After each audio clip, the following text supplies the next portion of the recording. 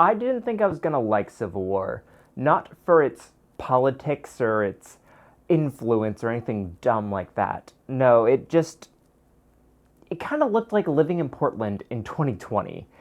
In a world where Patriot Front and Proud Boys regularly come into cities to harass and attack LGBTQ plus events, BLM events, and really any event that doesn't center the white Christian, why would I want to watch a movie about our world turned up a couple of notches? But then I watched it and God damn it, I loved it. I went and saw Furiosa twice in theaters, looking for anything I wanted to say on it, and the only thing I came away with is don't see anything in ScreenX. Ugh.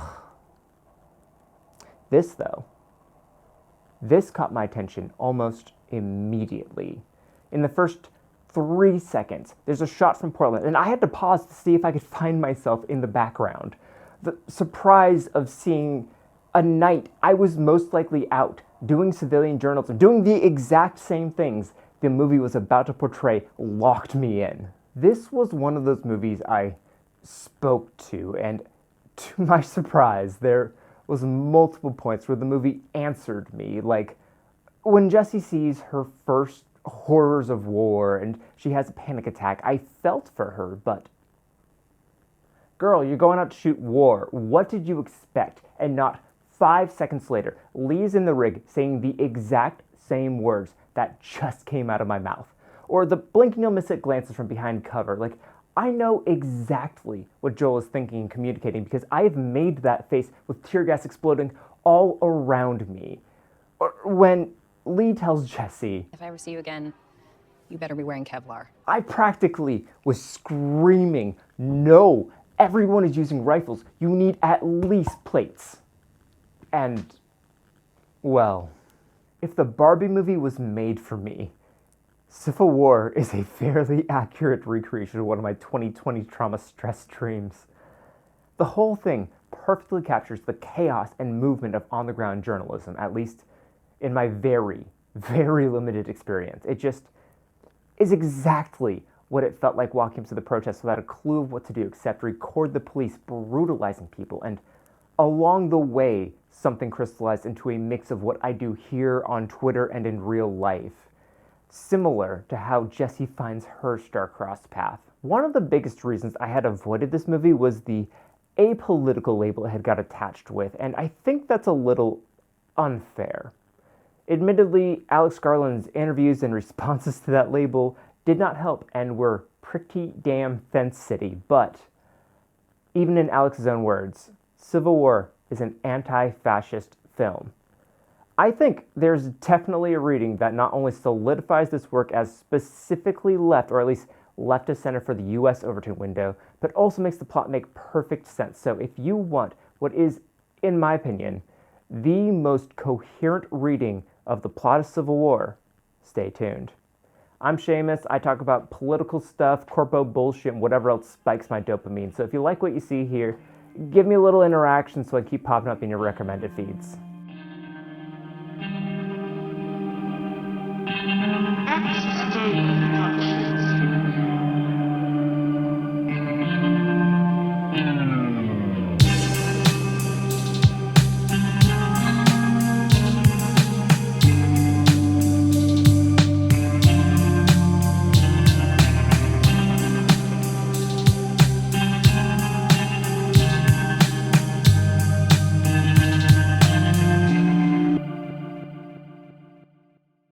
So, Jessie is me. That was me when I was 25, out there with nothing but a t-shirt and a camera, except I was using my phone and I at least had a snowboard helmet. I was that citizen journalist walking up to a civil disturbance without a clue of what to do or expect. Then there roll up the pros, those with the fancy vests and the flashy press patches and passes, those people with extra camera people and sometimes even an extra sound person. This is where we meet Lee and Joel from behind the police lines. They're veterans in the field working for Reuters. They have the money, the gear, the prestige. the nightmares. This immediately sets up an interesting dichotomy between independent civilian journalism and establishment media. Not necessarily corpo media. I think we can safely assume all the tabloid writers are either holed up or dead already. No BuzzFeed employee is going to go to DC to ask the president which 90s sitcom character he is. I think the obvious reading of this is the corrupting influence of the establishment on independent media. In the beginning, Jesse sees the war and violence through a human, empathetic lens, seeing the death as the irreplaceable, senseless human cost that it is, while Lee is out there snapping pictures of the carnage. Lee's there to do a job, and she does it well. Throughout the movie, Jessie becomes more and more like Lee, both out of coping with what she has to deal with, and because she is catching what I dub the itch. The itch is hard to describe, but it's this almost extra kick against self-preservation while you're in the field to get the shot. It's the thing that makes journalists want to push their friends over to get a picture. The thing that pushes people to record an event instead of jumping in and help. It's the thing that motivates the sentiment behind kill press and the deserved distrust of the media in on-the-ground direct actions. The itch turns recording an event into an almost morbid game, peeking from behind cover to get a shot off, but you're just taking pictures while the other person is shooting projectiles at you. I have jumped over tear gas canisters like they're skateboards I'm kick flipping. I have kicked them like I'm playing soccer while they're going off. I have danced all around them. Sometimes the shots turned out really cool, but was inhaling straight expired tear gas worth it? I remember the first time I got shot with either a rubber round or a stinger grenade, and would you fucking believe it? The camera was facing the wrong goddamn way, and it's just a reaction shot of my face as my leg grows progressively numb, and I was significantly more heated over the fact that I missed getting the shot than I was over actually getting shot. Like, all conflict journalists, all the people covering that event with me, are all insane in the exact same way.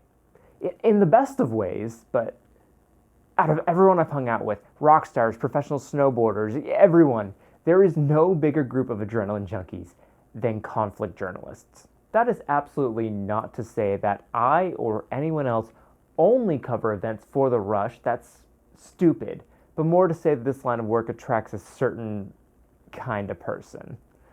Obviously, recording the event is the main goal, but I definitely know people who are currently in Ukraine and Palestine covering events there who would be the very first people back to the fence when the police withdrew to take pictures of the tear gas still wafting in the air, but also smoking legal herbs and grunting like kids who just landed a kickflip.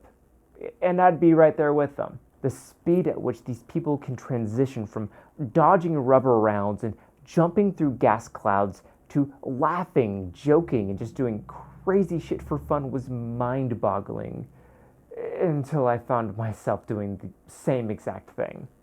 I've told the story before, but one of the best examples I have of this was in 2020 when I finally got a plate of ribs from Riot Ribs and took a second to sit down.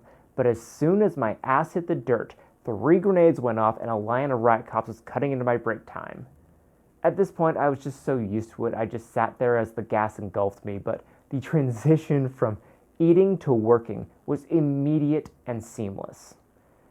A lot of people complain about the whiplash nature of this movie's tone, but straight up, that's how it feels. 1 second you're in a car goofing off with friends or really people you just met, and the next you're facing situations not everyone's going to walk away from. That scene with the car perfectly captures the feeling of goofing off a second too long, with that tension building as you realize you've kicked a hornet's nest 10 steps back. That scene further highlights how journalists see themselves apart from or somehow above all the context and violence that they're recording, as Joel walks up to the soldiers thinking that he can save Bohai and Jesse simply by saying, "Those guys are my colleagues, I know them." Obviously, that's an oversimplification. I think Joel knew that that wasn't going to be enough, but I don't think anyone anticipated the cost or the amount of violence and force that it would take to get out of that situation. Those soldiers and that scene were a huge marketing point for this movie. That was the scene that got asses in seats. My reading of it was, obviously that is a neo-fascist white identitarian militia that's rising up to fight in the divided United States. But the rest of the trailers and the rest of the marketing seemed to point otherwise, to this movie being apolitical somehow, despite having such striking political imagery. But is it? Could you even make an apolitical movie featuring the line, "What kind of American are you?"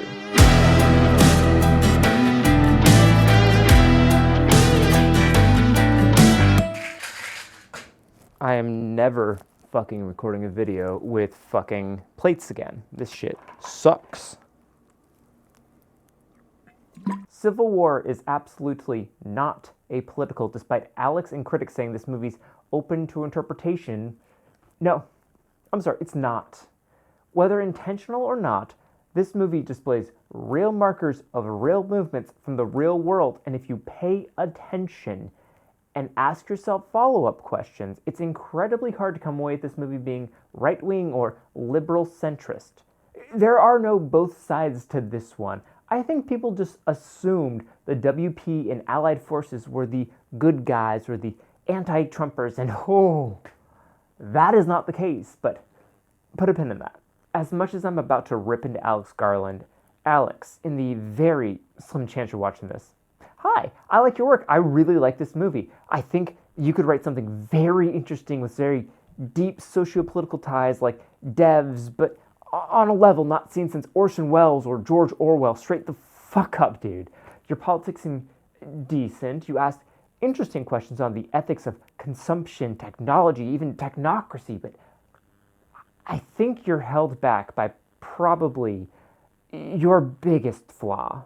Now, this may be more of an internal thing. I was named after Seamus Toomey after all, but Alex's opinions are British as fuck.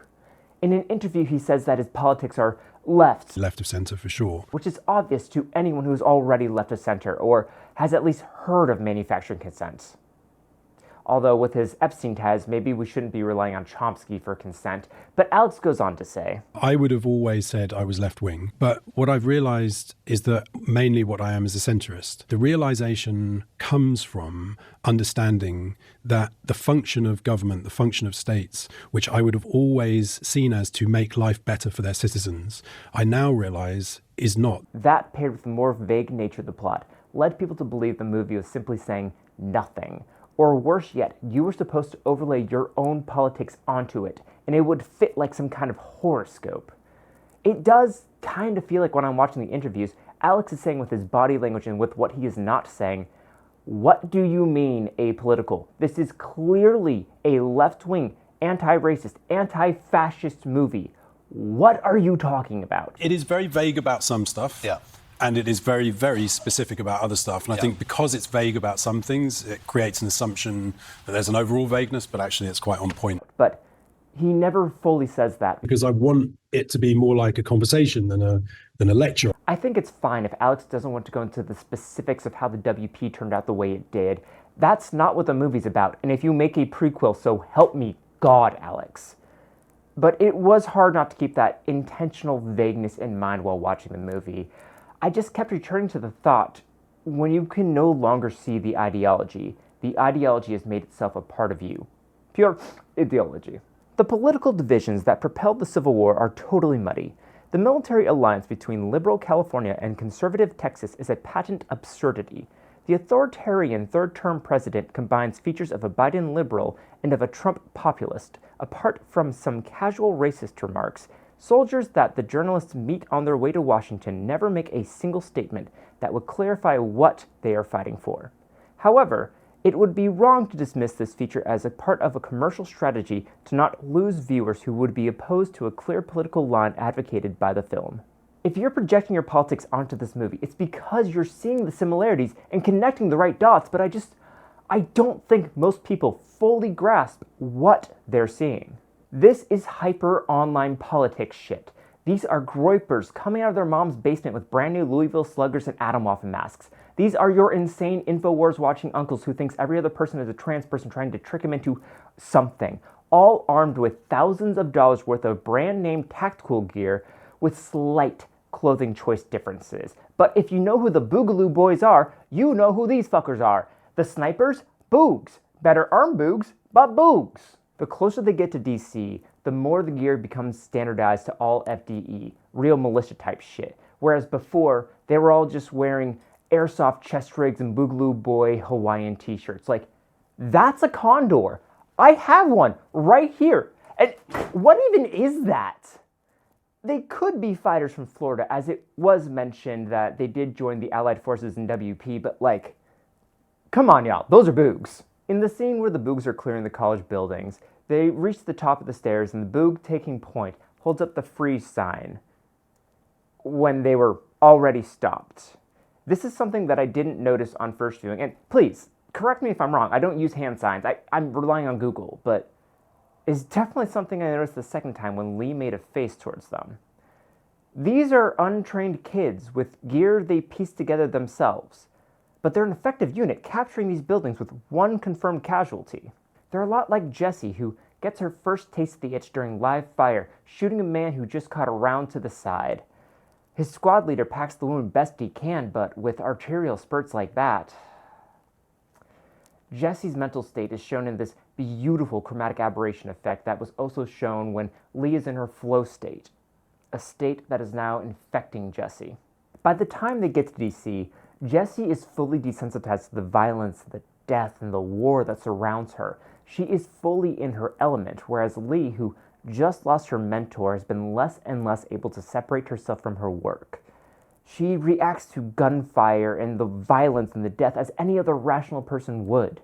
In her critical moment, she freezes as the president's motorcade gets shot up. All of the death and violence Lee had spent her life recording and documenting was a warning to send back to America not to do this. She's left with the memories as some kind of survivor's guilt, because what could she have done? But she still stood by as a man was lit ablaze and photographed it from an objective standpoint. But sometimes the price of that objectivity is moral culpability. She photographed and profited off the deaths of these people, and what did it do? War still came to America, so she had to go and cover. And because of that, Sammy died, and most likely, so will the kid who's been out here for a fucking week and is jumping over 50 cal machine gun fire and laughing about it. You really think that she's gonna make it out of here alive?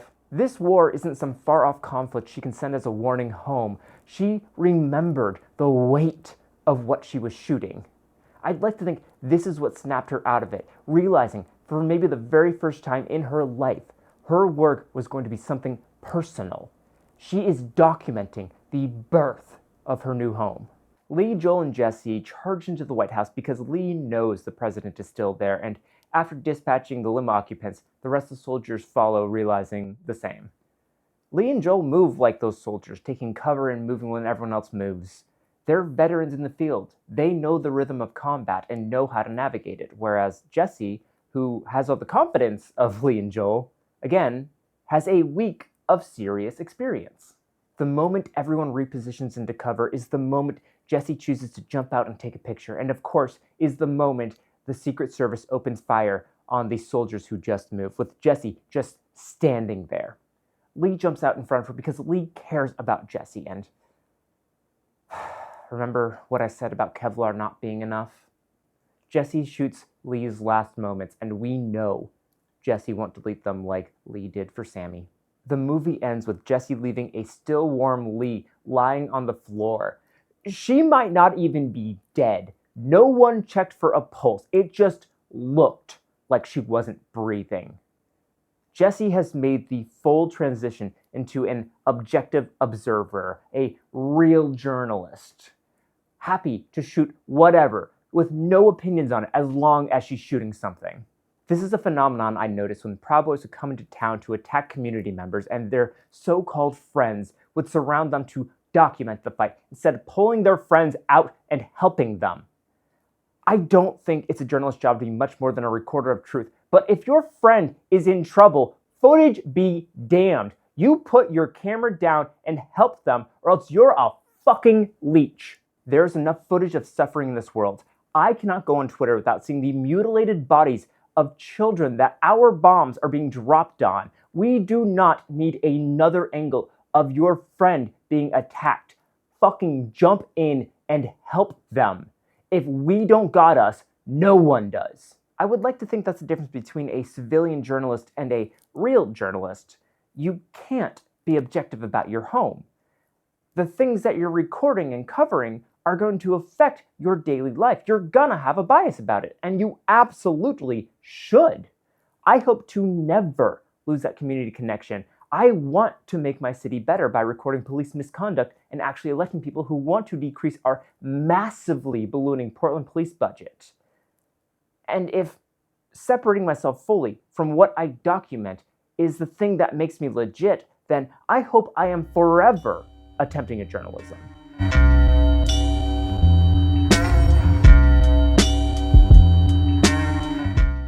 Here it is, the moment you've all been waiting for. What the fuck is the background to the plot of this movie?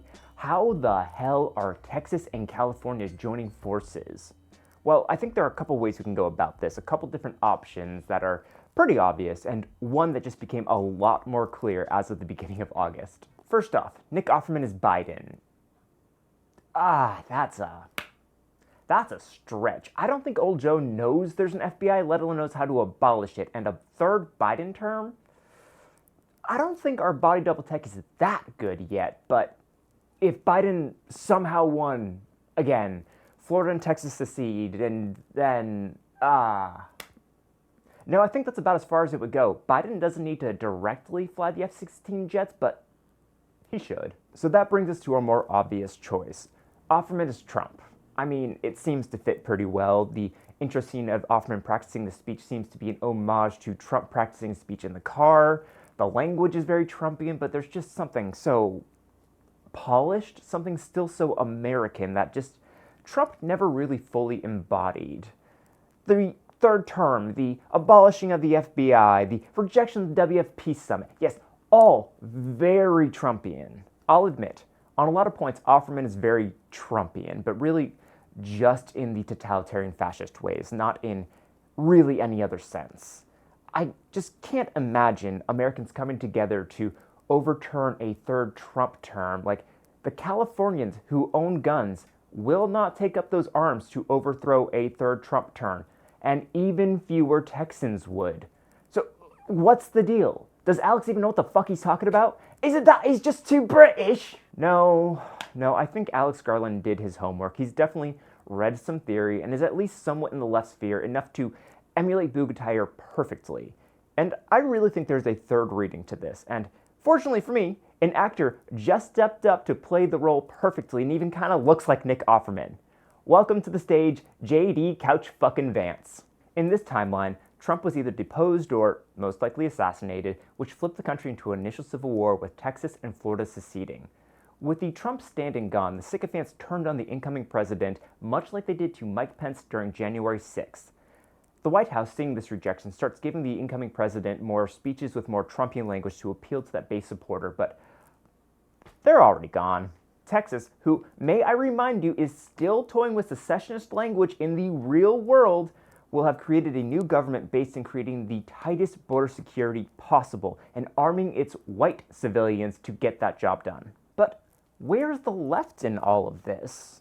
During a cute scene between Lee and Jesse where they're discussing Lee's past, they mention an Antifa massacre and seeing how anarchists and on-the-ground anti-fascists are usually treated when a totalitarian fascist government takes over, I'm willing to bet there aren't too many militant leftists still breathing. With the country in massive disarray, cities and states warring with each other, and right-wing militias killing anyone left of Obama, it's hard not to see how the country would quickly devolve into the military, the militias, and civilians trying not to get caught in the crossfire. With California Anti-Fascist Dispatch, it would be incredibly easy for NorCal fascists to come and take over ultra-liberal SoCal with very little pushback. It would be a low-carb invasion of Paris. Now that the left has no foothold in the two largest contiguous states, they could align and start to organize the rest of the divided U.S. against D.C. There are no more leftists, there are no more anti-fascists, there are no more good guys that I could see from here. It is just a totalitarian government being attacked by the very same rabid opportunists that live in America today and are looking for any excuse to go to war. The WP and allied forces aren't a coherent government. There is no ideology, no constitution, no binding factor beyond just killing the president, and when that job is done, they will fall apart. Sammy says so in the beginning. These aren't a bunch of heroes and warlords. These are broken people from broken parts of the country looking to break more things with military gear. How do you think Jesse Plemons' soldier character would feel about a black woman being the one to deliver the killing shot? How do you think MAGA and the alt-right would react to seeing a diverse group of soldiers being the one to dispatch America instead of them? Who will decide between Texas and Florida who is top dog? How much longer will the Western powers hold on to this victory as a cohesive force? I heard a variety of responses to the scene where the president is killed. Some people felt excited like it was an action movie, then realized they had dehumanized the president as much as the journalist, and that was a poignant moment for them, which is a great read. Other people felt sad seeing the images of American iconography being blown up by Americans in order to try to save America. Personally, I felt the exact same feeling as when Paul threatened to blow up the spice fields with the family atomics. Completely numb. This isn't a victory. The good guys did not win.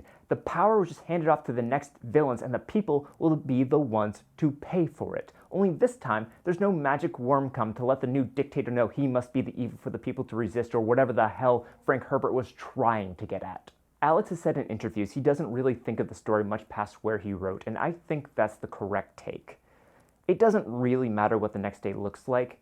It's gonna look bad, no matter which direction it goes.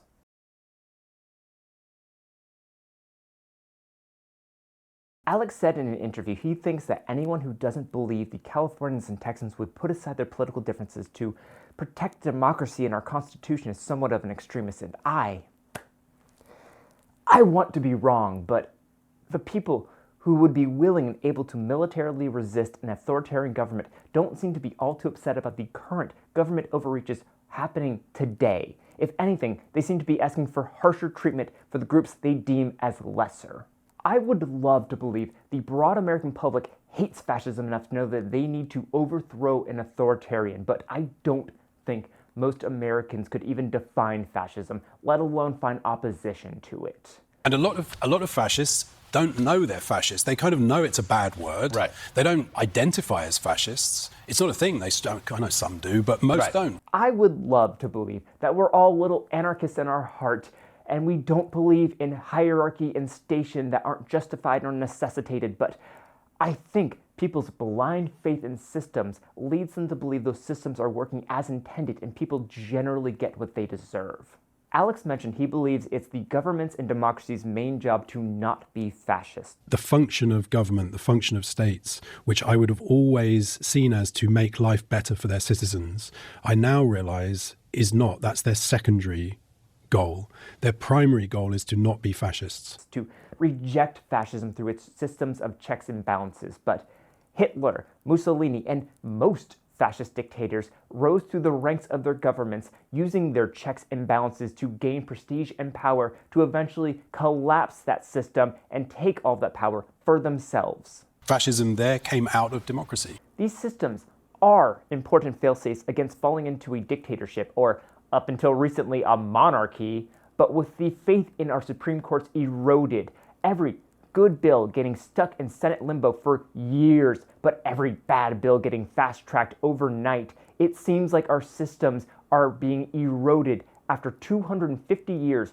of spotty maintenance.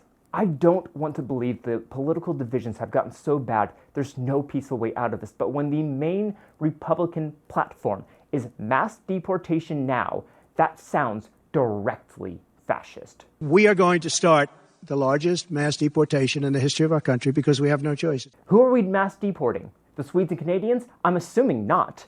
How are we going to do this? How are we going to process everyone without kicking out the most amount of American citizens? Although brown American citizens will get caught up in this.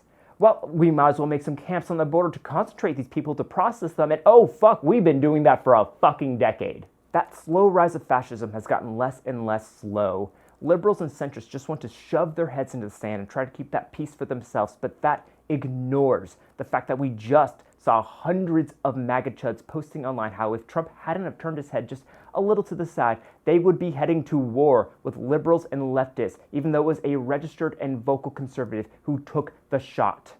The right-wing media has been heralding a coming civil war for so long.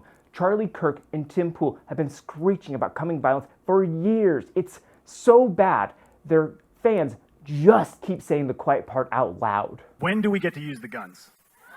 No, and I'm not, that's not a joke. I'm not saying it like that. I mean, literally, where's the line? How many elections are they going to steal before we kill these people? So, no, no, hold on. Right-wing, white identitarian mass shooters have repeatedly named right-wing talking heads in their manifestos inspiring violence. This is fucking insane.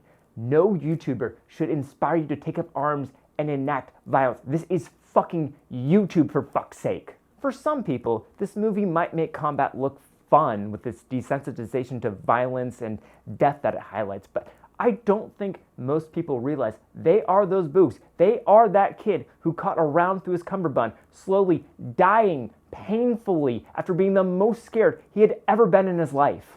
War is hell. Our country funds and for a lot of industry relies on constant warfare and violent oppression. That violence happens in more and more countries every single day, and we should do every single thing in our power now to mitigate and stop any coming civil war here. Photojournalists and foreign correspondents attempt to portray the horrors of war in foreign countries, but as the journalists say in the DW News video on civil war, the reasons conflict erupts and the reasons people go to shoot those conflicts rarely line up. While showing the devastation of the aftermath, it's incredibly easy to overlook the story of how it got to be that bad to begin with. Lee insists it's her job just to document and everyone else's job to judge, but that's not all the way true. Like I said in my Nat Geo video, it's the photographer's job to frame and be mindful of what they're shooting. Even when taking candid, unbiased shots, what you shoot and how you shoot it matters. Andy Ngo and I could go to the same event and record the same happenings, and he would write some puff piece about how mean the protesters were to the cops who were actively beating protesters with nightsticks, while I would probably focus on the police brutality and the background of the actual protest itself. And no, Andy, you're not a refugee from Portland. You're just a shitty neighbor who hangs out with neo-Nazis and doesn't give a fuck about your community. You're not a refugee. You're just not fucking welcome here. With the three main branches of government rotting, we must rely on the fourth branch, the journalists, to reveal and uncover how deep the rot truly goes. But the title of journalist has been muddied by the 24-hour news cycle, the heavier reliance on sensational headlines to grab attention, and the gradual shift from journalism being a pillar of truth turning more into a for-profit business.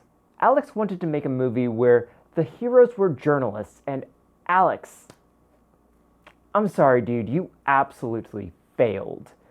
Jesse is not a hero. Joel is not a hero. Lee and Sammy have just as much blood on their hands as anyone else. There are no heroes in this one. But what this movie does convey is a vital need for more human and compassionate coverage. That objectivity to your work separates yourself too much from the subject. Some of the most impactful works of journalism in history have been deeply personal accounts of real people suffering real horrors, and that bias humanized the suffering and made people care. A journalist's job is not to tell people what to think, but more to relay the real stories of real people suffering real horrors, and those things naturally come with angles and biases that are integral to the story. If handled incorrectly, a story about the hardships of being an Amazon worker could be completely undercut if you interviewed a upper management member or a member of the board or some shit like that who see treating their workers as human as a slowdown or a cuttable cost. Joel's mission had him witness the deaths of countless people, all to record the words, "Don't let them kill me." Did that humanize the president? Did that show that every totalitarian leader is just a soft, mortal person like the rest of us deep down?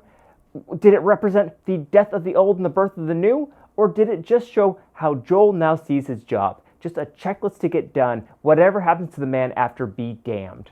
Would Jesse have done that in the beginning? Would Lee have coldly snapped a picture of the soldiers summarily executing this man? Was it too late to do anything else by that point? What would I have done in that situation? I don't know exactly, but I don't think getting a trophy kill shot would exactly be the top on my priority list. Civil War is a movie about how war affects us, changes how we view the world and the people in it, and it is never for the better. When I yelled at my screen about Jessie needing to toughen up and be less naive if she's going to go shoot war, I realized I had fallen into that same trap, but I had done it years ago. When Lee tells Jessie, there's no way this doesn't end bad, I knew that. Lee and Joel knew that. There was no way bringing this kid into the fold wasn't going to negatively affect her. Lee and I were just wrong on who was going to catch those rounds. Despite that, we still need people on the ground documenting what is happening. As I write this, there is a right-wing riot in England targeting minorities, and already I'm seeing right-wing reframing of this violence being perpetrated by Antifa. But because there are so many people in the community recording what is happening, it is impossible for Piers Morgan to spin this as a both sides issue. Obviously, the BBC and other large media orgs were there covering events, but I intentionally only followed on-the-ground journos because that on-the-ground reporting is a lot clearer than any professional could actually cover because the people reporting there actually live there. Those local journalists were giving live updates to their friends and neighbors to try to minimize the violence and spread what is happening on the streets. And remember, this is only the most recent in the media timeline. Keep your eyes on Kenya. The amount of people the police have killed is staggering, and justice must be served. As we draw closer to the elections, I'm sure we'll see more and more demonstrations, and I'll be out to cover as many as possible, because that's the only thing I can do. The only thing I know how to do to face this horrifying reality that we're living in. Do not expect me to take up arms against a tyrannical government. I am not a soldier. I am not a fighter. I am not trained on how to defeat superior numbers with superior force. I'm just a silly little guy on the internet who's not afraid to shove his camera in a cop's face. I do what I can, but the recordings of police misconduct, proof of federal and local agents using expired chemical weapons on civilians, and thousands of people taking to the streets demanding change netted the Portland Police Department a $1 million raise after 2020. My reporting did nothing of systemic value. Lee feels just as despondent as she realizes her work did just about as much good, but I still want to believe in the power of journalism, in the power to shock the population into finally giving a fuck about people they'll never meet. Maybe that is just a liberal fantasy. Maybe that is just me putting too much faith in the willingness to do good by most people. Maybe it is just happy wishes and nice thoughts that the pictures of suffering could change the hearts and minds of people, but I don't know, dude. What the fuck else do we got? This is a bleak takeaway from a bleak movie that is representative of a bleak reality, but it is not a reality that we have to live. Talk to your neighbors, join local organizations, support your local journalists, build stronger social walls with the most variety of people possible because they're your neighbors. Things might and probably will get pretty scary politically for the next while. So it is our jobs now to prepare for whatever our next day will look like by making sure we are taking care of each other. Today, I am your neighbor and I got your back. So tomorrow, I don't have to wear this stupid vest and record the suffering of people I care about.